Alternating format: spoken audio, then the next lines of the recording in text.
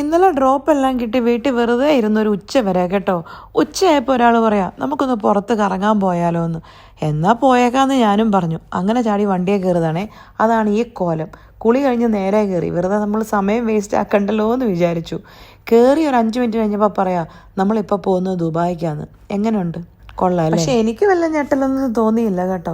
കാരണം ഇതൊക്കെ ഞാൻ പ്രതീക്ഷിച്ചു. പല പ്രാവശ്യം ഇങ്ങനെ വണ്ടിയെ കയറി കഴിയുമ്പോൾ ദുബായിക്കും അങ്ങോട്ടും ഇങ്ങോട്ടൊക്കെ പോയിട്ടുണ്ട്.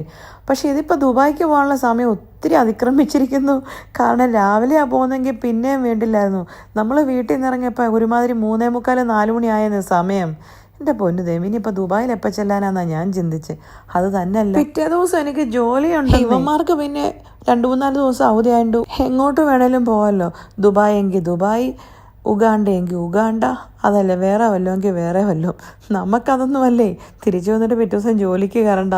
അതായിരുന്നു എൻ്റെ ആകെ ഒരു ടെൻഷൻ. അതിനിപ്പോൾ നമ്മുടെ ടെൻഷൻ പറഞ്ഞിട്ട് എന്താ അല്ലേ? അവരുടെ സന്തോഷം നമ്മുടെ സന്തോഷം. അത് തന്നെയല്ല, ഞാൻ പലപ്പോഴും പറഞ്ഞിട്ടില്ലേ, യാത്ര എന്ന് കേട്ടാൽ പിന്നെ നമുക്ക് അതിനപ്പുറം ഒന്നുമില്ല. All road leads to Rome എന്ന് പറഞ്ഞ പോലെ നമ്മുടെ എല്ലാ യാത്രകളും ആദ്യമേ തന്നെ ചെന്ന് തുടങ്ങുന്നത് നമ്മുടെ മക്ഡൊണാൾഡ്സിലായിരിക്കും. പതിവ് തെറ്റിച്ചില്ല, ഈ പ്രാവശ്യം മക്ഡൊണാൾഡ്സിൽ കയറി തേങ്ങ ഉടച്ചിട്ടാണ് പോയത് കേട്ടോ. അങ്ങനെയാണല്ലോ ശീലം. അതങ്ങനല്ലേ ആവത്തുള്ളല്ലേ. അത് മാത്രമല്ലെന്നേ, നമ്മൾ വലിയ കാര്യമായിട്ട് ലഞ്ചൊന്നും വീട്ടിൽ നിന്ന് കഴിച്ചില്ലായിരുന്നേ. പിന്നെ പോകുന്ന വയ്ക്കും ജഡുവിന് എന്തെങ്കിലും കഴിക്കാൻ വേണമെന്ന് പറഞ്ഞു. പിന്നെ മിണ്ടിയും പറഞ്ഞും വല്ലതും കഴിച്ചൊക്കെ അങ്ങ് പോകാമല്ലോ. അങ്ങനെ കയറിയതാണ്. എനിക്കറിയത്തില്ല, ഈ പിള്ളേർ സെറ്റിനല്ലേ ഈ മക്ഡൊണാൾഡ്സ് എന്ന് പറഞ്ഞാൽ എന്താ ഇത്ര ഭ്രാന്തെന്ന്.